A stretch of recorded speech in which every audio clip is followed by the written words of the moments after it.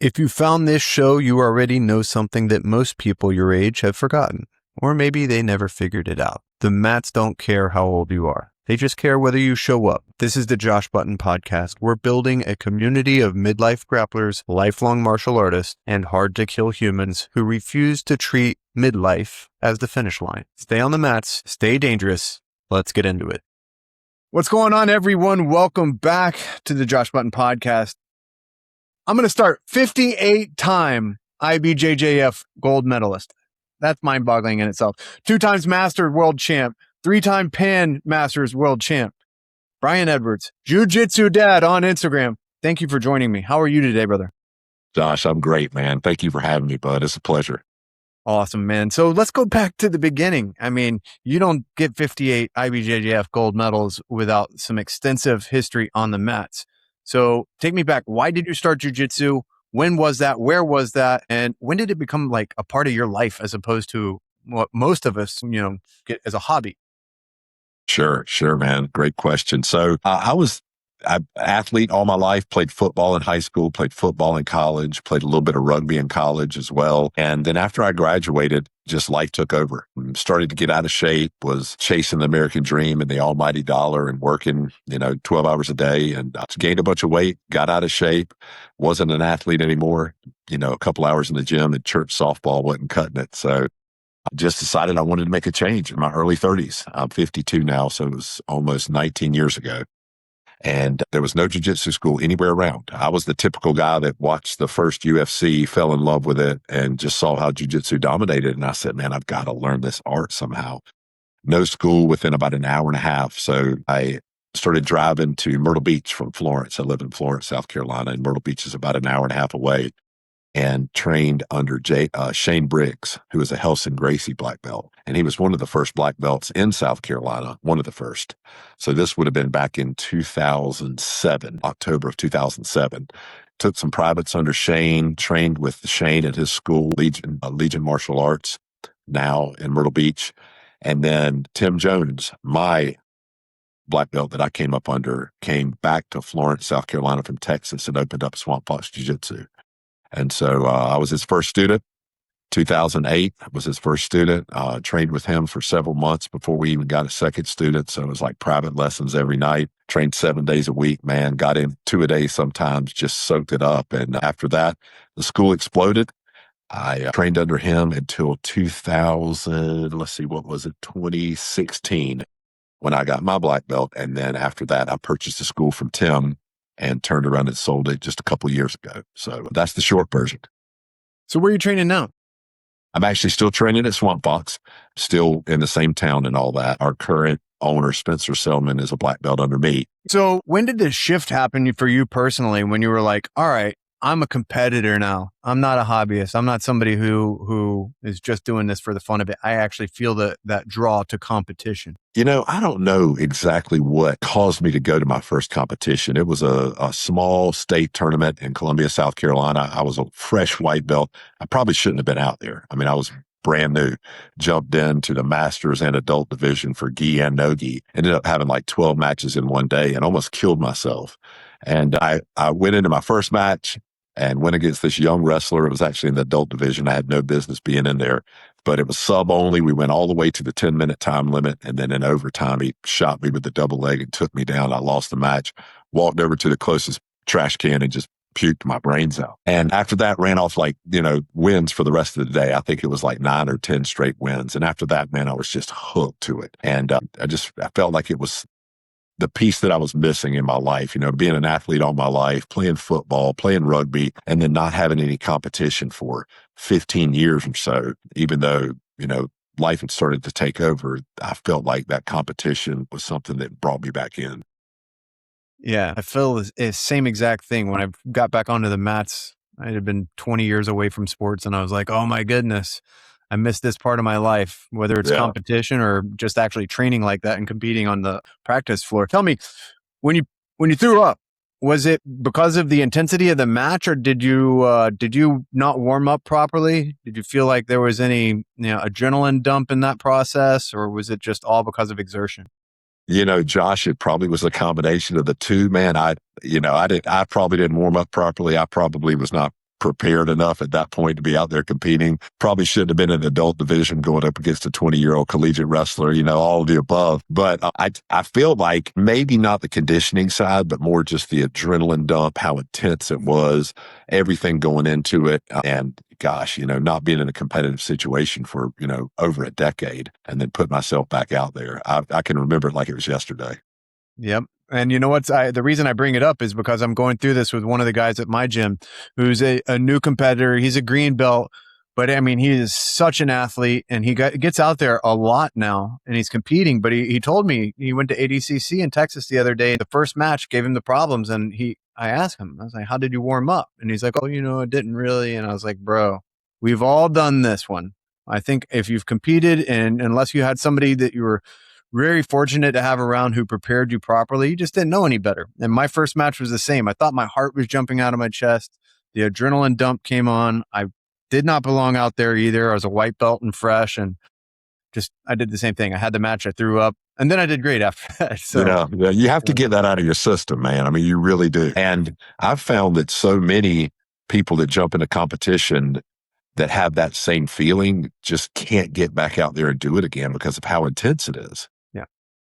Yeah. Unfortunately, like I said, you were probably really fortunate if you had somebody around who could be like, look, this is the way you got to approach it. And, these are the steps to take before you get on the mat. And honestly, like I'm at Wagner's now and Wagner's a little bit older guy and he's competing all the time. But even until this year, I didn't really realize what the prep before a competition should be. You should get a roll in. You should be warm. You should, have the sweat on. And it made a world of difference. So if you're a new competitor out there, take it to heart. Get out there and actually have a roll or a good solid warm up. Dump your lungs before you ever get on the mats. Yeah, I couldn't agree more. Wise counsel, man. Nowadays, I try to get super sweaty. I wear a hoodie under my gi. I get out there and do as much as I can to get my body warm. And a lot, I used to think, I don't want to use up all my energy. No way. You've gotta warm up the engine, especially at my age. Exactly. Can I ask, how old are you? 52.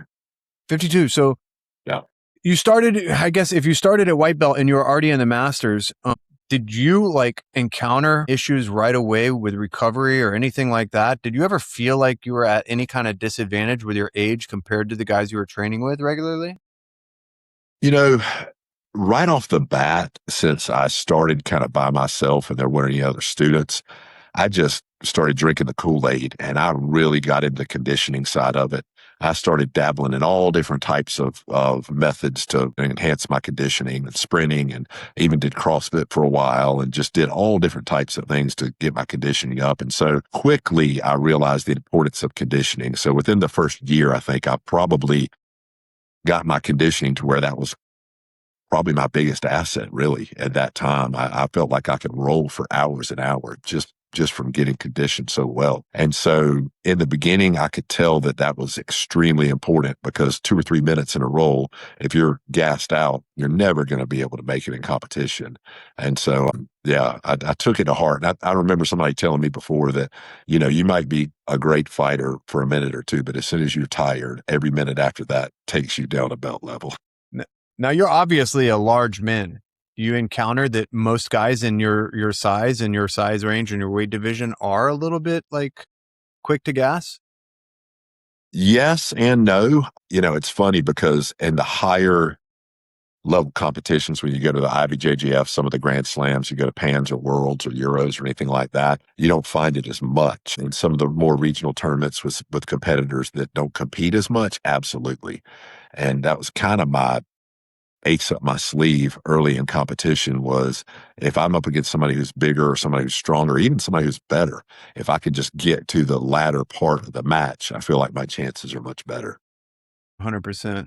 So I know you're a gi, awesome, but do you train no gi? Do you like it? A little bit. I do. I actually have done better in competition in no gi than I've done in gi, but I enjoy gi better. And so it's funny. I don't train nearly as much. I probably train 10% no gi versus how much I train gi. And everybody has their philosophy on this, but I feel like my gi training helps me significantly with no gi and not as much vice versa. Mm-hmm. But, the biggest thing is as we age, you find that older grapplers tend to rely on their grips a lot more. And so, you know, getting away from that and concentrating on underhooks and wrist control and no gi is something that, you have to do, especially if you're mainly a gi guy. Do you feel like that gives you a little bit of relief on your hands, or do you, prefer to actually use the grips at this point?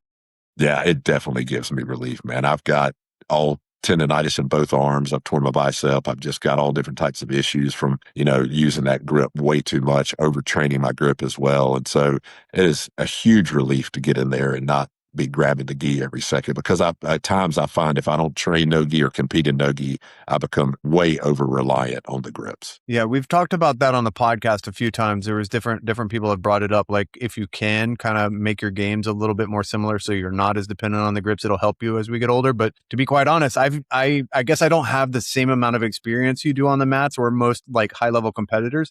So I never really encountered an issue with my grips until now, where I'm like in the ice bath and I go, all right, my hands hurt before anything else. And I think that has something to do with the actual grips. Would you go back? Would you train more no-gi, or would you tell anybody who's starting out, 20 years behind you, to focus on one or the other? Wow, what a great question. I really think I would train more no-gi if I could go back. I find that, there's a lot of similarities, but when you get in competition, it is just a drastic difference. And it's almost night and day, the different types of competitors that you find in no-gi that you find at gi. And especially at the black belt level, you'll find that, on Saturday, the gi day, that the bracket has 12 people in it. And then all of a sudden on the no-gi day, there only may be 4 or 5, but they're 4 or 5 completely different competitors, maybe, that didn't go in. A lot more wrestlers. I found that you find a lot more American jiu-jitsu practitioners in the no-gi. And so, you find that athleticism plays a bigger role. Speed plays a bigger role. For me personally, I find that competing, I get a lot more subs in no-gi, whereas in gi, I find that it slows it down. It's more of a tactful art, much more points related. Than in no-gi, I can go a whole day and, win every match by sub, and gi, every match was an advantage or a ref's decision. And so much different when it comes to competition. Yeah, that's one of the hardest selling points for gi jiu-jitsu for people that don't know it. It's, in my opinion, watching 2 high-level black belts in gi competition, I get it, but nobody in my family or people that don't practice jiu-jitsu know what's going on. It really, you have to break it down to the smallest details for them and kind of, be like, this is actually intense and high level. And even though it looks like a stalemate, it's not a stalemate, That's one of the things about the no-gi competition, no-gi rolling, that, is kind of overlooked by some, is that just normal people can kind of look at it and get it, and they understand it. So do you think that there's a possibility that we sell the masses or the commercial world on gi at any point, or is it just a lost cause because of that? I think that the avenue to approach that is through no-gi. And so you can see how popular ADCC is, and you can see how, popular these different competitions are, and what Craig Jones is doing. I mean, that's awesome what it's doing for the sport, and the awareness that it's bringing. Then through that, you get those guys that come into the game, and then they start to understand the gi game a lot more. My daughters go to Clemson University, and there's a great 10th Planet school up in Clemson, and they don't train much gi at all. Occasionally they will. But when I talk to those guys about gi, they're all interested in it. They all want to do it. They want me to come and teach a class, and let's roll gi. And so I find that probably the best way to sell the gi is through no-gi. If you get people started jiu-jitsu in any form or fashion, I think that, they'll be inquisitive about it, at least want to try it. Now, I've never heard of a 10th Planet gym doing gis. You've turned me on to something brand new. Yeah, these guys are great, man. I told him, I said, anytime y'all want to do any gi, and one of the black belts pointed over there. He said, I've got my gi over there. We'll have to do it one day. And I was like, please, I'd love to. Awesome. So do you go up there and train with them often? Or? It's occasional. I'm trying to do it more now. 2 daughters up at Clemson there, and one of them actually trains jiu-jitsu. She's been training off and on with me her entire life. And now she's in college, and she started training with the 10th Planet school up there. She loves it. She really does. They've got several women that train up there. They've got a great group up there, really awesome guys. And so every time I'm in Clemson, if I get the opportunity to roll, I go over there and roll with them. They're really hospitable. How do you like it? How do you like training against their style? Man, I've learned so much. Even doing this for almost 20 years, I was rolling with, I believe he's a blue belt. It's tricky with the nogi. You never know what belt anybody is. But and he was a high level. If he's blue, he may be purple. But I was learning so much from him. And, he kept saying, well, I know you know more than me. I was like, dude, I do not know more than you. I'm asking him questions. He's showing me different stuff just because, every school is different, and we come from different associations where, footlocks are taught more and, there's more wrestling and there's different, so every school that I've gone to, I really feel like I've learned something. Yeah. So I'm, like I said, at Wagner Hoches, and obviously a no gi specialist academy. We definitely have gi classes and they're full at night, but honestly, we don't have very many 10th Planet style players there. So there's a few of us that play that rubber guard, Williams guard, very, very Eddie Bravo style game. And it's interesting. It's like almost like there's two different sports going on when you watch it from the outside. Like with the guys that are pretty good, you know that you're going to get smashed past, and then you're going to end up in this tie up where either they know what's coming or they don't. And that was one of the things that I thought was really interesting when I got here, is that if you haven't dealt with Eddie Bravo's system or you haven't dealt with rubber garters, like you're falling into traps that you would never fall into or you wouldn't conceive falling into against them. So I imagine if we could cross train like that all the time, all of our games are going to get better. Yeah, absolutely. There was times where I quickly realized that I was being set up. Yeah. And, you think by doing this for 20 years, you're going to recognize it right off the bat. Well, not if it's, a style that you're not accustomed to. And so every time I go up there, I learn something. I mean, I really want to, a lot of times older school guys like my crowd will kind of shy away from that and say, well, that's not the style I learned under, or that's not how I came up. And I feel like all you're doing is shooting yourself in the foot when you do that.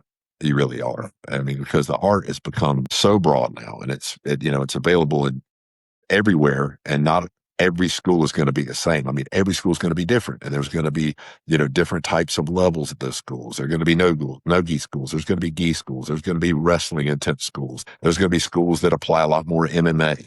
And every place that I've gone like that, I felt like I've really benefited. I really think cross-training and going to different schools, can only help you as a feather in your cap. Yeah. The attitude and the approach that you've just describes almost every or most of the most successful guys I've rolled with. Like the most successful guys on the mat are the guys who are actually inquisitive now about things that are new or what they can learn from anywhere. They don't care. They're going to pick up details and it's going to carry over into their game one way or another. They're just going to add it to the arsenal. So it's interesting, like how people can kind of shy away from that, even though they got a black belt or they've been on the mat for 20 years or 15 years or whatever, and not remember that that's exactly what got them to the place where they're at for the most part. What's that? So obviously, if you're still doing this at this level, you have some approach that's worked out for you. And there's probably some things that are very specific to you. What do you think we've got right in recovery, in staying on the mats? What do you think we've got wrong? What works for you specifically that you've got to tell every grappler who's really inquisitive, who wants to know what's going to keep me on the mats? What is your list? What are you going to first? Man, Josh, we could spend days on that. It's really, especially with an old man like me, I wish that someone would have grabbed a hold of me when I first started and explained to me how important recovery is, how important diet is, how important strength training is, and how important not overtraining is. And, it's great to learn from your experiences in life, but it's a lot easier to learn from somebody else's experiences in life, especially the bad ones. And so I would say, I heard somebody say it like this one time, and I can't remember who told me this, but they said, the only thing worse than not training is overtraining. And if I would have taken that to heart in my early days, I could have saved myself a lot of headache and a lot of time off the mats. This past 6 years, I've had 6 surgeries. And it's been everything from a full hip replacement to a bicep tear, hernias, all different types of stuff. And it all boils down to being an idiot when it comes to recovery and overtraining. And so, lifting weights in the morning, doing strength and conditioning, and then going to jiu-jitsu at night, and then rinse and repeat, doing that 5-6 days a week is great when you're 20 years old. But when you're 40 years old, 45 or 50 years old, your body just can't do it anymore. Your mind's stronger than it's ever been, but your body's not. And so constantly being stubborn and thinking that I could train at 50 like I trained at 40 or even, 35 or even 45, honestly, is foolish. And I had to find that out the hard way.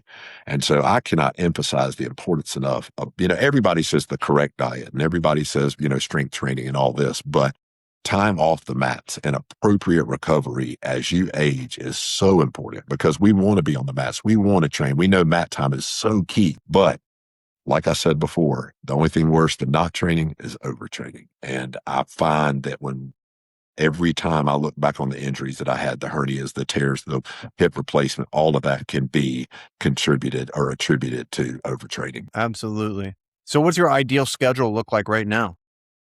Right now, I typically will strength train 3 days a week. Sometimes I'll get a fourth day in there, just depending on my schedule.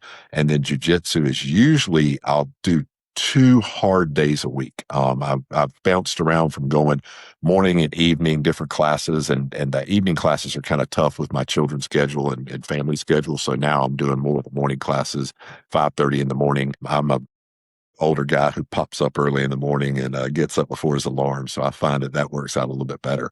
I've flip-flopped it and I've trained 4 or 5 days a week and thrown the strength training out the door. And I found that didn't work as well for me. I have to have that strength training, especially when it comes to just my joints, my lower back, wear and tear from all these years.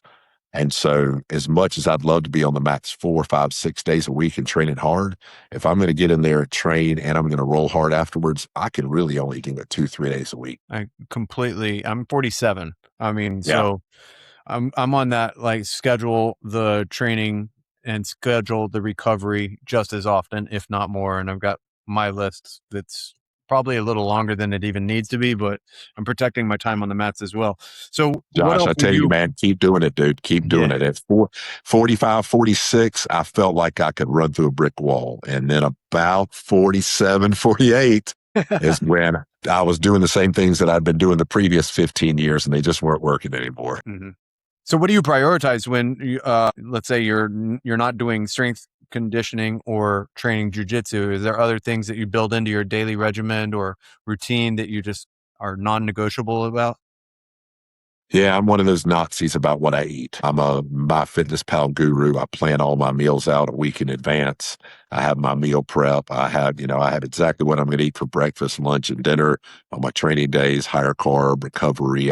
And so I found that diet is extremely important. And I know I keep having this caveat and saying this, but especially as we age, it's even more and more important. And so I'm just a Nazi when it comes to how I plan my meals, what I eat, how I eat, and one of those weird guys that'll bring his Tupperware everywhere he goes and orders the weird meals in the restaurants. And so when you said non-negotiable, that's the first thing that popped into my head. All right. So what's the non-negotiable, the things that you're not eating? I stay away from processed foods, really. I mean, I may dabble in a little bit, but, this past summer, usually in the summer, I'll cut loose a little bit, but I immediately got back to it at the end of July. So no processed foods, definitely no ultra processed foods. I don't eat fast food. If we have to stop by a Zaxby's or a Chick-fil-A, I'm getting, grilled chicken. I'm ordering that weird meal that the people at the counter never want to have to make. And then I'm constantly bringing my food with me. And so I try to stay away from sugar. Any sugar that I eat is usually whole fruit. A lot of lean meat, a lot of vegetables, and then a lot of fruit for recovery. Awesome. Sounds like you've been putting this together for quite a while. Yes. And everybody's different. Everybody really is different when it comes to the diet, but your body, and this is one of those overused analogies, but if it is a Formula One car, you got to feed it like a Formula One car. And if you feed it like an old pickup truck or something like that, that's the result you're going to get out of it. 100%. So do you have any other, mobility work or any other recovery specifics that you really are obsessed with, that you really like, that you tell the younger guys, maybe they want to get on ahead of time? I dabbled in yoga for a while. I absolutely loved it and immediately noticed the results from it, but just have not stayed consistent in going to the classes. As I age, I know it's something that would help me tremendously. And so I think yoga would be great. I go to a one of the stretch facilities here in Florence. It's wonderful. It's called In Motion, and I go get stretched there. So that's really awesome to do that on a weekly basis. I try to do it a couple times a week. I'm really getting in my lower back and in my hamstrings. They'll stretch every aspect of your body. And I usually take 2 30-minute sessions, put them together for an hour, and just get my whole body just, pulled apart. It pays off. It really does. Yeah, I actually have a stretch lab, I think they call it here. And you just reminded me, I've been off of that wagon for a little bit. I probably need to get back in there myself. Yeah, man. I notice the difference when I don't go for a while. I could tell the difference, Mm. I especially in just my can't. lower back. Yeah, I can't stretch myself the way that they can either, and like submit to it and it works, right? Awesome. What else you like thinking about to keep conscious so that you know, like, all right, I'm protecting my time on the mats. This is just one of those things that does that nobody's thinking about. Something that I found, and this is more personal than anything, I found that helps me to not only protect my time on the mat, but keep me focused on all of the different legs of the table, if you will, the diet and the exercise, the time on the mat, the recovery, all of those things, is signing up for competitions, putting them on the calendar months in advance, writing them on my mirror, and then saying, all right, I've got this goal. I've got to go for it. Now that I've put it out there, it's on the family calendar. I've told the people I'm trained with where I'm going to do this. I've got to get myself ready, or else I'm going to go out there and embarrass myself, And so putting those things on the calendar is holding me accountable to doing all the things that I'm claiming that I'm doing. Now, with as much competition experience as you have, has anything changed for you in that regard? You said that you're going to go out there and embarrass yourself if you're not properly prepared, but like, do you get nervous the same way that you did when you were a white belt? Has that changed for you? Is this part of a process with a different, conscious focus because you've got so much experience, or is it just the same thing, butterflies all over again every single time? Man, I don't think they're as intense as they were before. They certainly aren't as intense as those white belt days, but I still get butterflies. Absolutely. There's no doubt about it. I've stood across the mat and competed against Saulo Ribeiro. I've gone against Babalu. I've had a match with Jeff Monson. I've gone against Herberto Gadoy. I mean, these legends out there. And I've also gone against people I didn't even know who they were, and they were just as good as some of those guys. And so even now, just going to a local competition, I still get butterflies, and I kind of enjoy it. That weird feeling of that adrenaline when your heart starts beating a little bit faster. You could never lay down and go to sleep if you wanted to. Even the night before, sometimes I get it. I've tried to channel that now. And as much as it could drive you crazy, I feel like it can also push you as well. Mm-hmm. Actually, I heard somebody say it something like, if you don't have that nervous feeling, that butterfly feeling, then you're either a sociopath or you do not care at all. And there's nothing in between. If you care about the results, you're investing this time and energy, you should be nervous, right? Absolutely. And it probably means you hadn't had your ass kicked in a while too, because if you get one of those every once in a while, it'll reignite those butterflies. So you brought up Jeff Monson there, and I saw that one post that you put up recently. Is that confirmed? Are you guys going to have a gi match, or is this just speaking it into the ether, so to speak? Well, it's funny you mentioned that. I probably should have clarified that a little bit. It popped up on my Facebook memories. This was a match we had 10 years ago. And so I put it back on there, tagged the guys that were the promoters and said, hey, let's run this back. Let's do it again, because I'd love to get another shot at it. So we did that back in 2016 at Fight Lab MMA. It was a gi match. He wanted to do no gi. I wanted to do gi.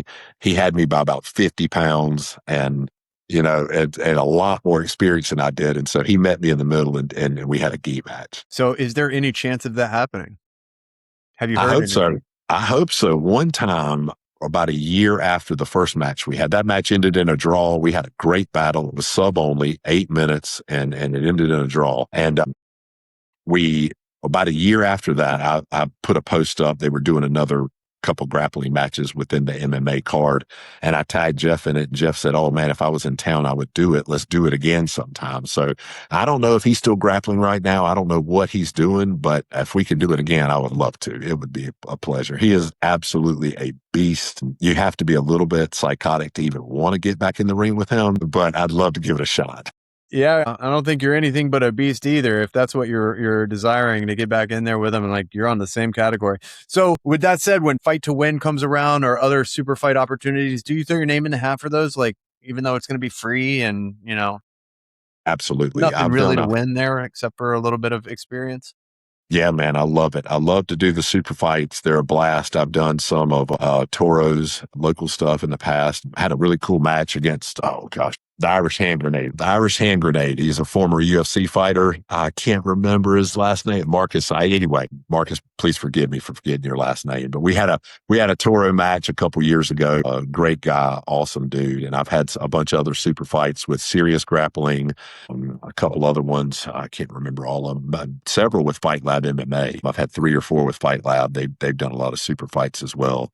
And so I love doing them. I really do. Recently, with some of the injuries and surgeries I have not done as many of them in the last few years, but I'd like to get back into it.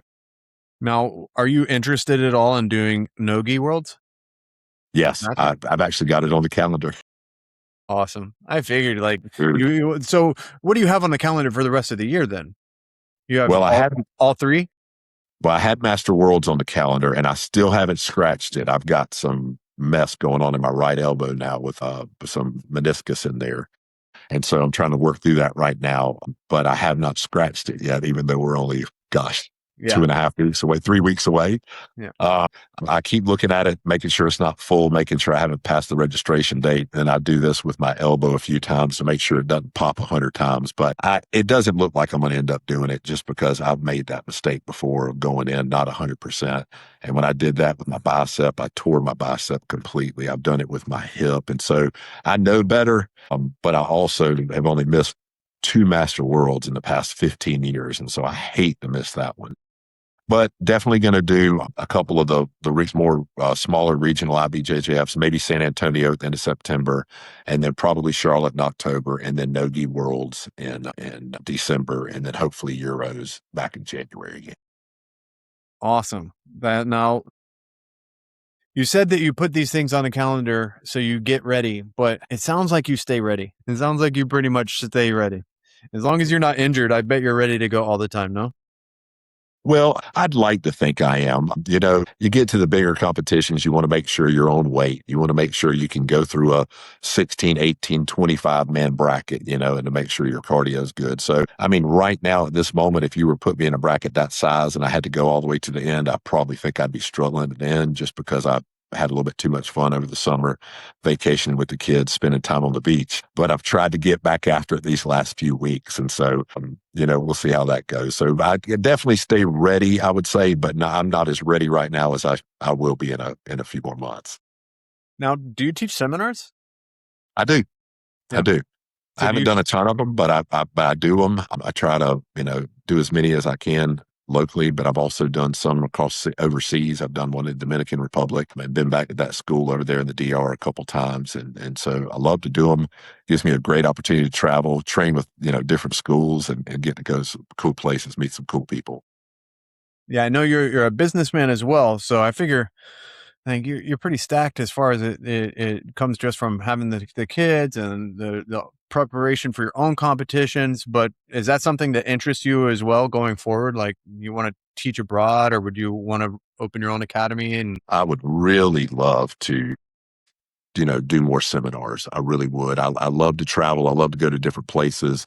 I've got a flexible schedule with work, and my wife loves to travel as well. She's trained a good bit off and on, and she's into fitness. She's a group and fitness instructor. And so a lot of these places that we go, if I do a seminar, she can get something going with some group fitness as well. And so I'd love to do a lot more of it. And now that we're slowly starting to we're not close to becoming empty nesters, but we're slowly sending, some of our girls off to college.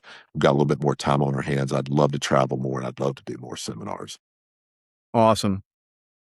So what does your supplement look like? I mean, we got your diet, nice clean eating, you're prepared with that. Do you supplement? Is there supplements that you tell the younger guys they want to get on now? Is there something specific to us in midlife that we need to be aware of? Or have you even thought about?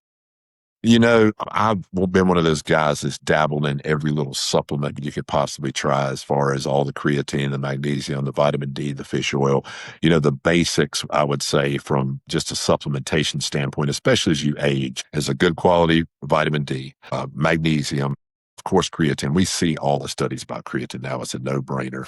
And then a high-quality fish oil, as far as, it comes from, joint health, heart health, all across the board. I just recently, on my 51st birthday, the week after that, I started testosterone replacement therapy. And if I'd have known years ago what I know now, I would have started that probably back in my mid-40s. There was a stigma about it for so long that it was, you shouldn't be doing it, you shouldn't be doing it. I stayed away from it. And when I started it, I realized how deficient I was and how much it would have helped me in recovery earlier in my years. And so I would tell every guy out there, especially if you're a masters competitor and you're in your 40s or your 50s, go get your hormones checked, get your blood panel ran, make sure that you're not deficient and you're not hypogonadal, because if you're trying to compete and you're trying to do this 4, 5, 6 days a week, you're really shooting yourself in the foot if you're not optimized. Yeah. Now, when you say that you would go back, do you think that you felt symptoms of a need when you were in your mid-40s, or would you, because of how well you feel from it, go back and just do it anyways? You know what? Probably a little bit of both, Josh. I would say that in my late 40s, when I started crashing and burning, I think that probably, I don't think it would have happened if I wouldn't have been overtraining, but I was undereating, I was overtraining, I was under recovering, and I destroyed my testosterone when I did that. And I was undersleeping too. Small children, busy schedule, 3 businesses, trying to compete, trying to stay on weight, under eating, not taking care of myself, under recovering. And I'm sure that I destroyed my testosterone then. And I started getting it checked, and then it slowly started declining even more. And then after my hip replacement that I had 2 years ago, it dropped about 200 points within a couple of months. And at that point I said, all right, I'm done. Put your pride aside. I don't care what anybody thinks about it. I'm going to do this. And I would tell anybody, especially if you're my age or you're even in your 40s, get your hormones checked. Yeah. I read a statistic. I was working on a project a few weeks ago, and I read a statistic that was 5 nights of impaired sleep, down to like 5 hours of sleep, can affect your testosterone numbers to that of somebody who's 20 years older.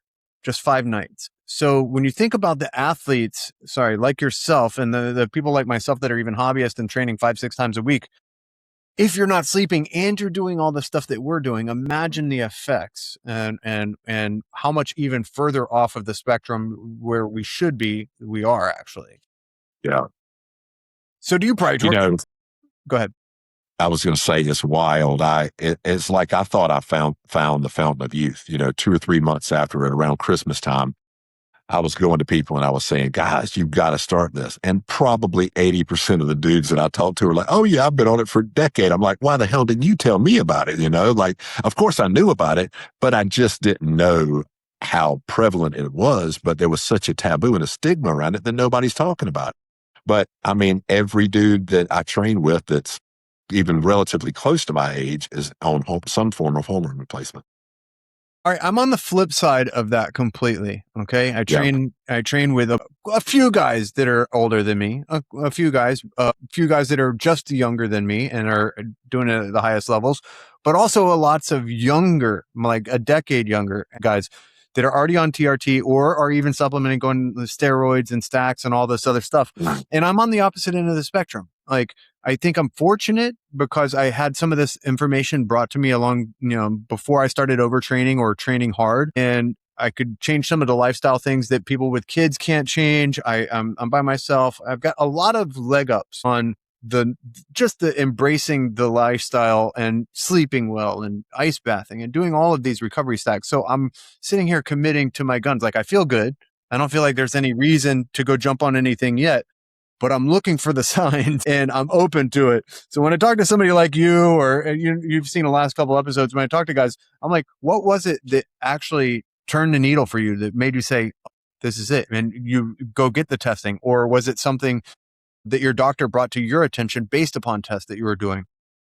I was like you from the standpoint of, I didn't want to do it unless I had to do it. And I know you never really have to do it, but I wanted to get to the point where it was necessarily, almost medically necessary for me to continue to do what I did. And so as much as I kept saying my 50th birthday, my 50th birthday. And then I said, okay, my 51st birthday, my 51st birthday. And then after all the surgeries and recovery, and then after my hip, when I had a hip replacement, all of a sudden I thought, is this the end? Am I done competing in jiu-jitsu? And I thought, I'm going to go crazy. If I can't compete, if I can't train after this hip replacement, I don't know what I'm going to do. And I had a wonderful surgeon who's a great buddy of mine who lives around the corner who really helped me out tremendously with the hip surgery. There's a lot of, not to get too technical about it, but there's a lot of different methods of having a hip replacement. And he did it the athletic route, if you will, the same one that Bo Jackson had, where you have, coming in from the anterior, a certain type of head on the femur that'll rotate 360 degrees. I'm not sure exactly what it was, but it was much different than the hip replacement they'll give to a 70-year-old, if you will. And so after that, I thought, okay, I can come back. And I was always getting my labs done. I have one of those MBDIP or MDVIP doctors that run your labs every year, make sure your heart's good, all that kind of stuff. And I went to him, and each time I went, my testosterone went down a little bit more. And so I went and got my labs done on my own, and it dropped, like I said, about 200 points after that hip surgery. And so I said, I'm not waiting anymore. I'm going to do this. And so could I have waited? I probably could have. I could have probably saw how I recovered from it. But at that point, one of the biggest downsides to me was once I started, it was something I'd have to do for the rest of my life. And so I kept thinking, I'm going to have to do this for the rest of my life. Let's push it off. Let's push it off. And so at that point, I finally was like, okay, I'm down with it. I've lived over half my life now. Let's jump in here. Let's give it a shot. Honestly, that you nailed it on the head right there. That's the voice in my head is I'm not opposed to it at all, but I don't want to jump into it when I'm going to be dependent on it. And I'm prioritizing my time on the mats. Yes, but I feel great. Like I'm training 6 days a week, still. So I've still got that voice in my head that says, nah, not now. And I have guys that are 35 in my gym who are literally looking me at the face like, brother, you're 47. Do it already. So I'm going to play that game for a little while, but I keep inquiring with guys and want to know exactly how you felt, how you knew after you started replacement that you had done the right thing. Well, here's what I'd tell you, Josh. Every year I'd get my labs run. I'd get my testosterone run. And if you notice that you start falling, into the lower ranges of that, and you have symptoms, you're not asymptomatic, you have the symptoms and you're starting to fall in the lower range, then I'd start investigating it. But if you're in the middle to upper ranges and you feel good, I'd wait, man, because like you said before, once you're on it, you're on it. I had a buddy who developed sleep apnea on HRT, and then he turned around and got off of it, and he had a hell of a time for about 3 or 4 months trying to get back to normal after being on it for a while. And so it's not something you want to just play with and come on and come off. I mean, if you're going to do it, you got to be all in. So he got sleep apnea from HRT? Yeah. He started taking TRT, and apparently in some people, it causes sleep apnea. I've heard it before. I've heard people say that. And he's not a big guy. It's not like he's overweight or anything. He's not small, but he's not like a big, huge neck guy like you'd see these bodybuilders and stuff. Nothing like that. But apparently it affected him somehow. He got sleep apnea. I'm not sure if he was already genetically predisposed or what. And he had to come off of it. And when he came off of it, he said it was tough. Yeah. My dad has had chronic health issues for 30 years. They never really identified the sleep apnea for 15 years. And he had pancreatitis and he just had several different issues. And finally, one doctor was like, hey, how's your sleep? And they did a sleep analysis on him and realized, oh, he had really bad sleep apnea. And then you go down the list of things that can occur because of sleep apnea. And a lot of his issues were probably stemming from sleep apnea itself. He went on TRT. TRT didn't really do it for him as far as get his numbers rising, but it was also because he had this other cascading medical interventions going on and other pharmaceuticals. But yeah, sleep apnea is absolutely like a foundational issue in your health. If you're dealing with that, like a lot of things won't move the needle that should. So how about you personally, after you started TRT, how long before you felt like really incentivized that this was the right thing? You feel good. What did you notice? The recovery was different, or your performance different, lifting after the surgery, everything?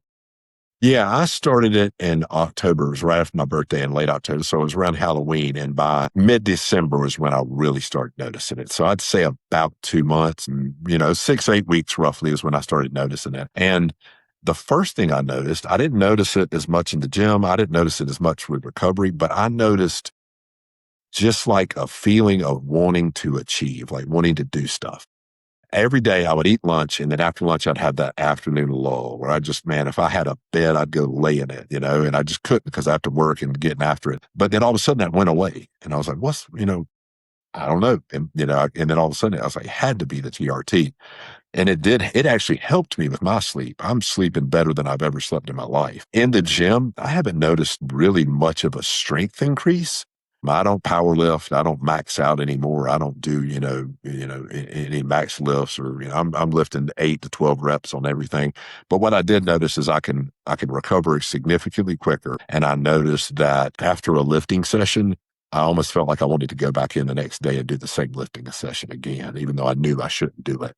Whereas before, if I did a leg session, I'd be wrecked for 3 or 4 days. Now I do a leg session. I'm like, man, I'd love to do that again tomorrow. So recovery and how quick you recover. So it's not a magic pill by any stretch, but I definitely noticed the difference after about 2 months in several different areas. I think probably the biggest area is just the feeling that you want to go do stuff. Like I hate to use the word motivation, but it really truly is. You just feel more motivated.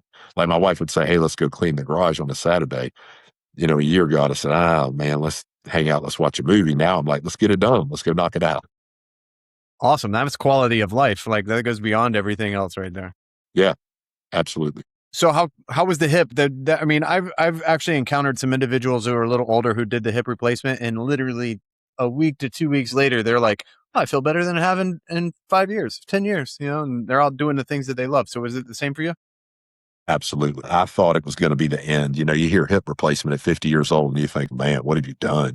I wish I dealt with the hip problem for about a year to 18 months and kept pushing it off. And then it got unbearable where I was limping and I looked like I was 100 years old walking. Finally, I went and got the MRI and my right hip was just completely trashed. And so when I had the surgery, much like what you said with your buddies, about 2 to 3 weeks afterwards, I was like, man, I feel like a new person. My knee pain went away. I mean, and then I was 12 weeks post surgery and I was rolling again. And so, I mean, I hadn't had any injury where I was back or any serious injury where I was back that quickly, feeling that good and just better than I had been in years. I didn't realize how it was affecting my knee, how it was affecting my mobility. I couldn't get in a full squat. I couldn't sit back and guard on my heels. I mean, like it was affecting me in so many different ways. And then, I mean, now I'm 2 years past surgery and I'm more flexible. I can squat all the way but the grass, and I hadn't been able to do that in years. So it's one of those things that I wish I'd have done a little bit earlier. I really have. Don't be afraid of it. If you've got the right surgeon and they know that you want to get back on the mats and this is a priority for you, it's something that I would highly. Awesome. So has your jiu-jitsu changed in the last 5 years? In the sense of longevity and necessity or planning for being on the mats longer, is there something that you think ages better in jiu-jitsu and things that you're trying to achieve at this point because of it? Yeah, I used to do a lot. I don't know. I don't want to say like crazy moves or anything, but unorthodox stuff. You hear a lot about the buggy choke now. I was doing the buggy choke before the buggy choke was cool. We called it the mouse trap. And this is back in my white belt, blue belt days. Fernando Salvador, Mark Cook Rose, actually Pedro Sauer was the guy who I think was the one that actually invented the mouse trap. I might be getting that wrong, but Fernando was a black belt under Pedro and he taught it to me. And so we were doing this back in, gosh, 2009, 2010. And that's what wrecked my right hip. It was triangles on the right side, never doing them on the left side and doing buggy chokes or mouse traps back then on the right side. And I'd done thousands of those. And that's why my right hip was completely destroyed and my left hip, it was like a 20-year-old hip. And so, my jujitsu has changed. I basically do blue belt fundamentals on the mat and I try to execute them as pristine as I possibly can. There's nothing fancy anymore. I've got 3 or 4 takedowns in my arsenal, and then I've got 3 or 4 moves that I like to perform from each position, and that's about it. It's kind of like that Roger Gracie style where he doesn't do anything crazy, doesn't do anything fancy, but I'll be damned if he gets in that position, exactly how he's going to finish it, and he's going to finish it. And I'm not comparing myself to him by any stretch of the imagination. I'm saying he's my hero. I'd like to emulate that style, and I want to model my game. Now, would you say that your game is emulating style of Roger Gracie? Is a passer, pressure passer, mount attacks, strong jiu-jitsu, good closed guard? Is that your game? Yeah, I've always been a really heavy close guard guy, almost to the point where I became too dependent on it. So recently, after I came back from surgery, I said, all right, I'm going to do a lot more top game. I'm going to do a lot more passing. And I'm having so much fun doing that. I really enjoyed being on top. I'm getting a lot more subs and gi that way. My matches don't tend to be as boring as those guard matches, just keeping somebody in your guard for the entire match. And so, I would say that it's very similar. I have watched hundreds, if not thousands of hours of Hodger Gracie video. I've got a Labrador out in my backyard right now whose name is Hodger. And so if that says anything right there, that'll tell you how much I love the guy and how much I want my game to or learn from him. My last guest named his dog Gordon Ryan. So we have both goats of jiu-jitsu represented by dog and pet names in the last two episodes. Interesting. Man, that's phenomenal. That's phenomenal. Brian, what does staying dangerous after 40 mean to you? Golly, what a question, Josh. Staying dangerous after 40. Well, it's going to sound like I'm repeating myself a lot, but doing all of those things that we talked about before when I mentioned the legs of the table, and there's more than probably four legs, and there's so many things that come into play. But, we've all heard that quote that Clint Eastwood says about don't let the old man in. Clint Eastwood was 90-something years old playing golf. I think he was playing golf with Toby Keith or somebody like that, and asked him, how are you still doing this? And he said, I'm not letting the old man in. And there's so many times where I want to think, well, I'm 52 now. I can go ahead and I can do this, or I can rest on my laurels, or maybe I'll only compete once every 6 months instead of every other month. And so my wife and I say to each other all the time, I'll say, don't let the old man in. Don't let the old man in. Because every time I want to start, quote unquote, acting my age, I find that it's really an excuse to just start letting the old man in. And so I'm constantly telling myself, I don't have to be the typical 52-year-old. Amen. I love that. I love that.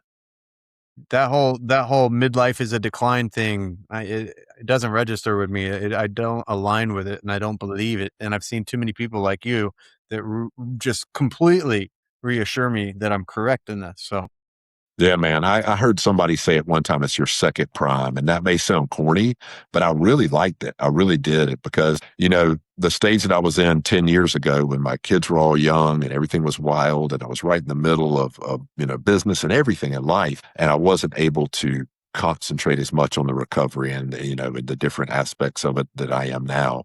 And so I really feel like that this is a time in my life that really truly could be a second prime in jiu-jitsu. And so the main thing I'm thinking is, Brian, don't get injured. Stay off the surgeon's table. Make sure that you're taking good care of yourself so you can do this not only for the next few years, but I want to be in Master 7 and Master 8 when they do a Master 8 division one day. And I want to be out there with those 75-year-olds competing at Master Worlds. That's my dream. And I think it's achievable. I really do. all right, so that's a great question. Will we make these organizations add Master 7, Master 8? Will we do it? Are we on our way? Man, I hope so. I really do, because if you've ever been to Master Worlds before, it is like nothing you've ever seen. The amount of people that are there, the amount of mats that are there, and it's so cool when you see a Master 6, Master 7 division going on. These two gray-haired guys are getting out there, getting after it, and you're thinking, man, I hope that I'm able to do that. That is my goal, to be out there doing it at that age. And some of these dudes are just chiseled out of stone, and you can tell that they are living the lifestyle, because that doesn't just happen at that age. Think about the average 70-year-old. And then you look at some of these. We've got a guy in my academy. He hasn't been training much lately, but I think he's probably 74 now, blue belt. And, he's nowhere what he was at, 50 years old probably, but he's still doing it. He's still training. And that's the goal. So do you think that you have enough advantages right now that you take on yourself from a couple years ago and win? My daughter asked me that question a while back.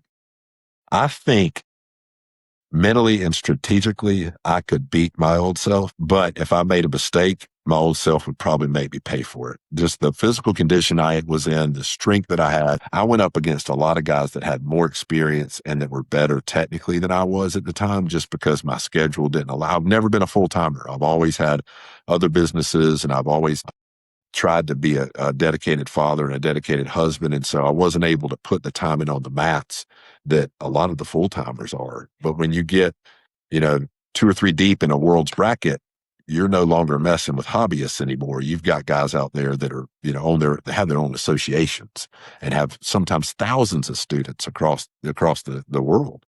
And so, you know, a lot of times I found that my strength and conditioning allowed me to perform and make up for the areas that I lacked in my technical and my time on the mat.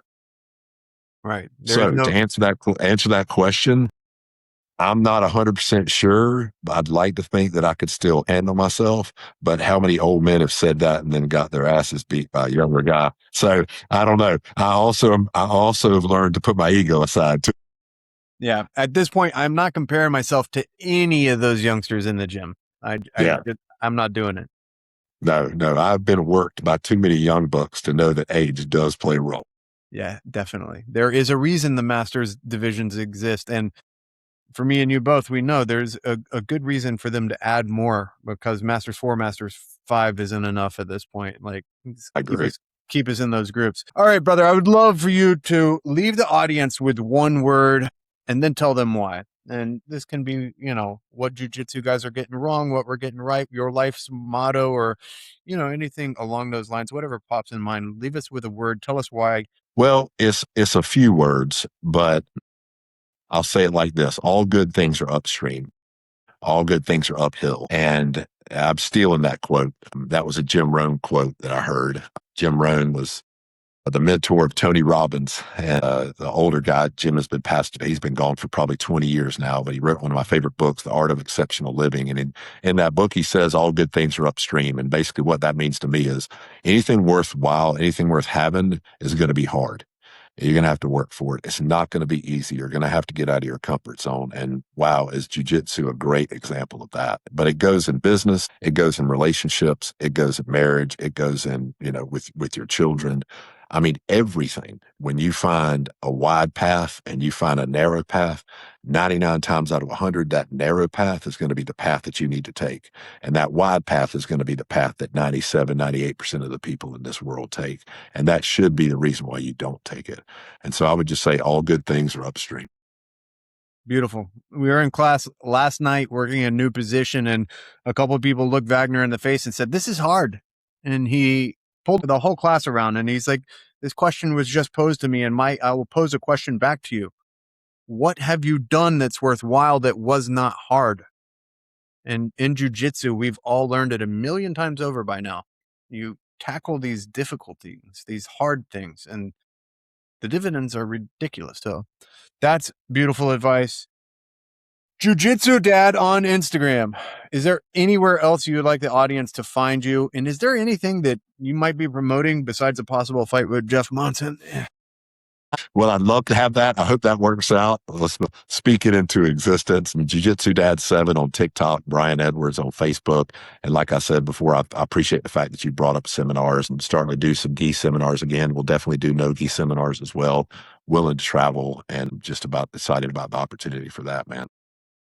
Awesome. And we're looking forward to seeing the competitions at the end of the year, if nothing else.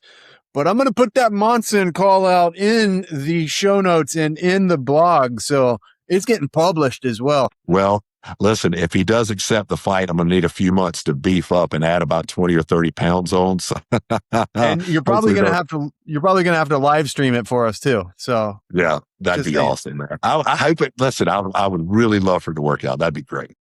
Awesome, brother. Thank you so much for joining us. Thank you for the advice, and man, kudos to you on just your golds. That's ridiculous.